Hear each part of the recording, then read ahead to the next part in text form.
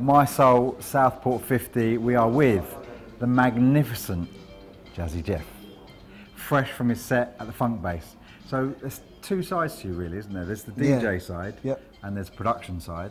So let's start with the DJ side, because that's what you've just done. And one of the things I want to talk to you about is your sets are incredible. You smashed it tonight, absolutely smashed it. But the music you play is really diverse. So just to give a quick example for those that missed out, we went from a Michael Jackson remix into the Mighty Riders into Chub Rock. How'd you do that? It's a journey. It's a journey, you know. It's you know, I grew up in the era where DJs weren't genre specific. They just played good music. And then I'm a product of the hip hop era, but I never forgot that the roots of a DJ is to play whatever makes people move. And it's kind of like, you know, I kind of look at it like it's a taxi ride that people get in and you want to take them on a tour through the city and show them some good sights. So. And so you're a proper hardcore crate digger? Absolutely. Big absolutely. Collection. Yep. Are you a vinyl man or? Yeah. They're in storage, but you know, once a vinyl man, always a vinyl man. And did you start out, was it first a DJ? That was how you started in the industry and stuff? So how did you get going with that? You know what, just being the guy in the neighborhood that when someone had a party, you brought your records.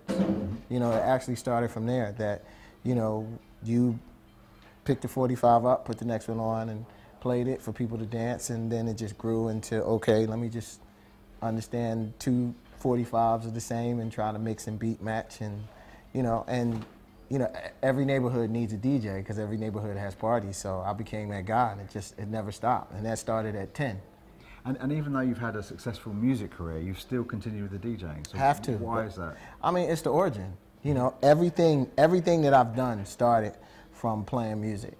You know, from DJing. Everything. You know, so it's just almost like a full circle from from DJing to music production to being an artist to being a producer to being owning a label to coming all the way back around, even television, coming back around to DJing. So how do you transition from being a DJ into the production and artist side of things? How did that happen? It was almost a natural progression. Just, you know, putting two records together or putting together a set is like producing a record.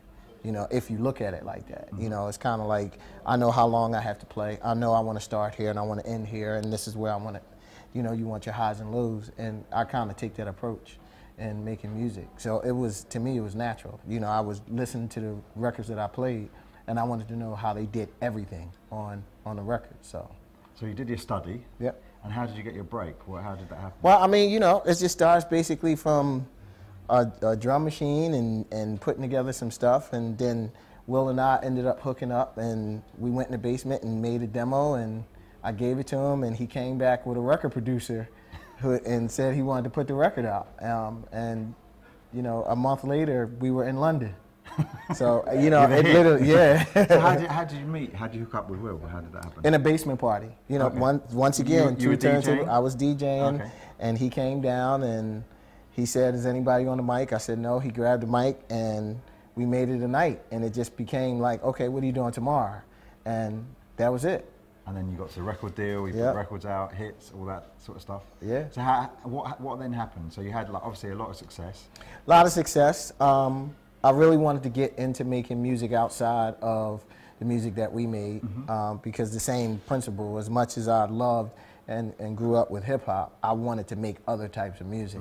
And that was at a time that, you know, a so-called hip hop DJ wouldn't necessarily be accepted making different kinds of music. So I formed a production company actually to hide behind it so that I could make whatever music that I wanted. And that was A Touch of Jazz. And, you know, we started producing records and did the Jill Scott album, the Music Soul Child album, Floetry album, stuff with Michael Jackson, you know, just to get the music that you have inside you out. And you're also very famous for your mixtapes, compilations, all that sort of stuff. So what's that about? Just, you know, it's like I said, it's sometimes you put together, you know, sets, and people would always ask me for tapes.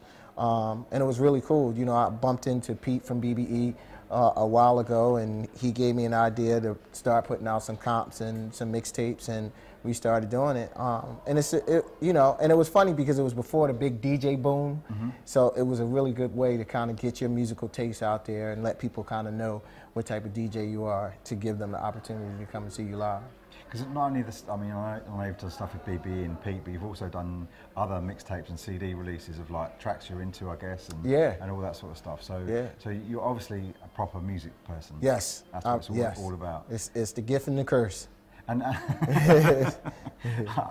feel that. Yeah. So, and more recently, you've been working with a Canadian girl, Aya. I'm not sure. Sorry, I'm not sure how you pronounce it. Aya, and that stuff's amazing. Thank you. So what stuff are you working on at the moment? I just finished an album with a guy in Philadelphia named Dane Jordan. That'll be coming out later on this year. I'm actually getting ready to start an album with a singer that I worked with a long time ago, V. He actually did a record with Kenny Dope. BBE. And we're going to start working on some stuff and hopefully go in and try to do another solo album before the year's end. But all depends on how much time. Are you still doing the touch of jazz stuff as well? Not so much. Not so much as I did. I kind of really took a break from the music industry part of it and really threw myself into the DJ aspect.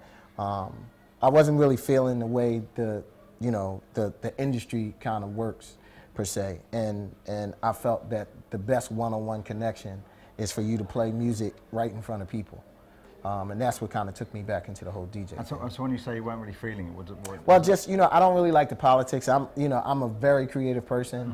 I don't like how there are people and things in the music industry that blocks the creativity from coming out. I believe that some of the best records you probably could have ever heard in your life didn't make it because of one person, and I don't think that's fair. So is that why a lot of the stuff you do is independent, isn't it? It's your own stuff. Is that why? Yeah. Just just the musical freedom. I don't believe in in people not being able to get out their ideas, and let your fan base or the people who you're trying to get it to say if you like it or not. I don't believe that should be the call of one person. And the DJing thing's just always been crazy. I mean, you've been here in Europe for a few weeks, a month, touring, DJing and stuff, and you're still hard at it. So obviously you love the music. I love it. It keeps you young. And so what's the future for you? What's your... I'm not really changing too much. I don't really have this long outlook journey. I'm kind of like, I'm doing this until I can't do it anymore. So, well, that's pretty much hopefully that's for a long time to come. Yeah. Jazzy Jeff, Southport 50 at Mi-Soul. Thank you very much for coming in. Wonderful set. Thank you. Appreciate it.